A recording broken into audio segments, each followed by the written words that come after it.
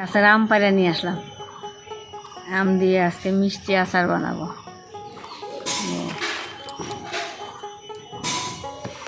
আমগুলাকে কাটে নেই, পরে ধুলে চলবে।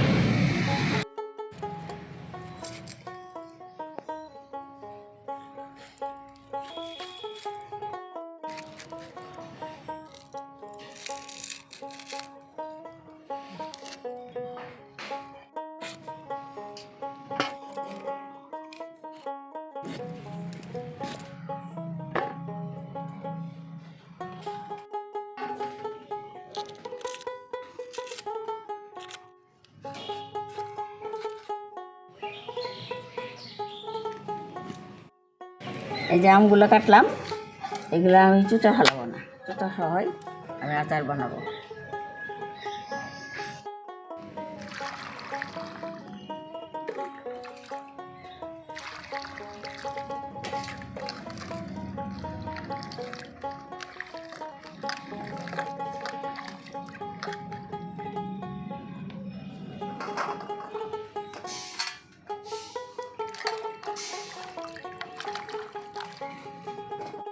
আগে আমি মশলাটা ভাজে নিই। 10-15টা আম কাটে নিলাম, তার জন্য আমি 25 গ্রাম ওই যে পাঁচফোড়নটা ভাজে নেব।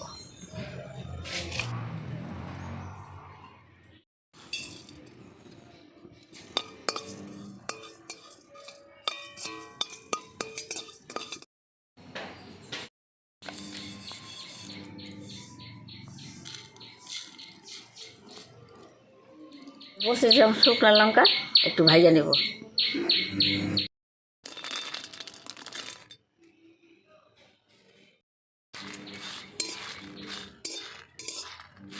খুব আস্তে আস্তে ভাজতে হবে, নাহলে উপর দিয়ে হয়ে যাবে, ভিতরে এই বীজগুলা খুব শক্ত হয়ে থাকবে, ওটা কাজে লাগবে না।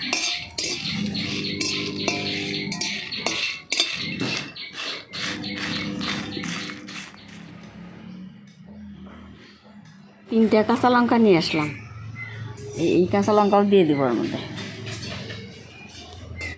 পাঁচফোড়নটা বেটে নেই।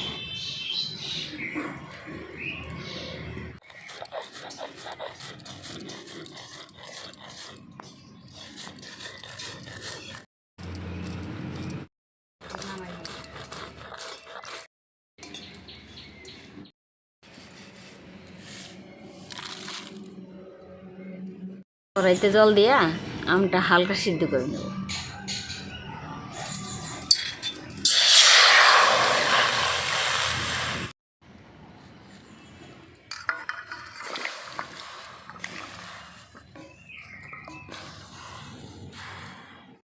একটু বেশি করে লবণ দিয়ে দিই, তাহলে আমটা খুব টক। এই আম লবণ দিয়ে সিদ্ধ করে নিলে টকটা একটু কমবে।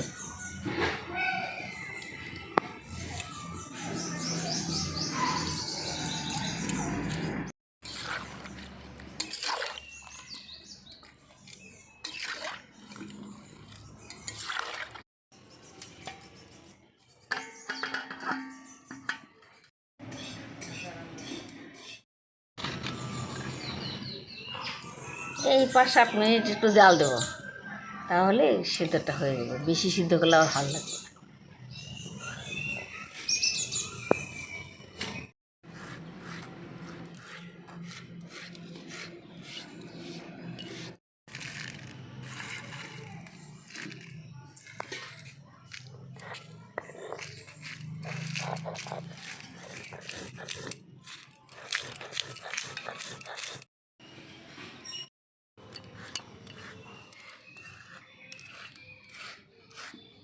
সিদ্ধ হয়ে গেছে, এবার নামাই নেব।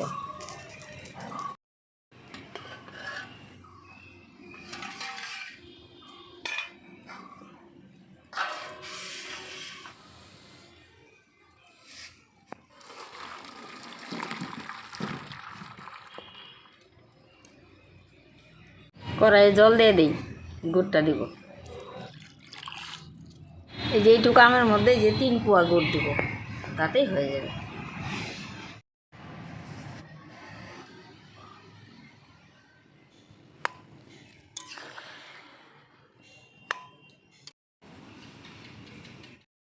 গুড়টা অনেকক্ষণ জাল দিতে হবে, বলক উঠবে, তারপরে আমগুলো দিব। আম দিলে ওই আমের সাথে সাথে গুড়টা পাক হবে মোয়ার মতন, তাহলে ওই আমের ভিতরে গুড়টা ঢুকবে, তা নাহলে ঢুকবে না। কি সুন্দর বলক উঠছে। এবার আমটা দিয়ে দেব।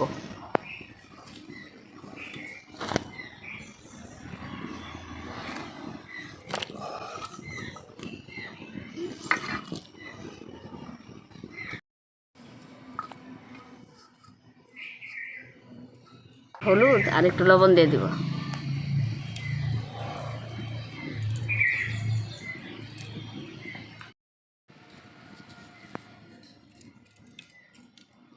এই যে 3টা কাঁচা লঙ্কা আনছিলাম, এই 3টা দিয়ে দেব।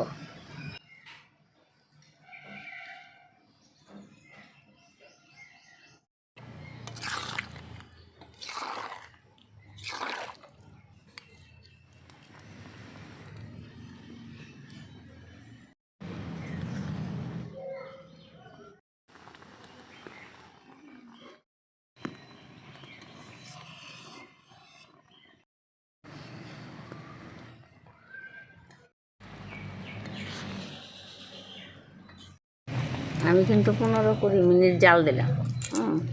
এটা আস্তে আস্তে জাল না দিলে ওই যে আমের মধ্যে গুড়টা ঢুকবে না।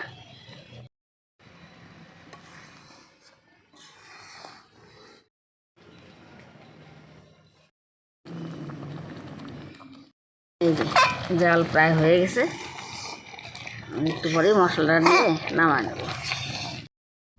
এখন হয়ে গেল তো, আমি এখন মশলা দিব। মশলাটা একটু উনুন থেকে আগুনটা কমায় নিয়ে তারপর দিতে হয়। শুকনো লঙ্কার গুঁড়া আর 5 ফোড়নের গুঁড়া, এই দুটোই এটার মধ্যে লাগে, আর কিছু লাগে।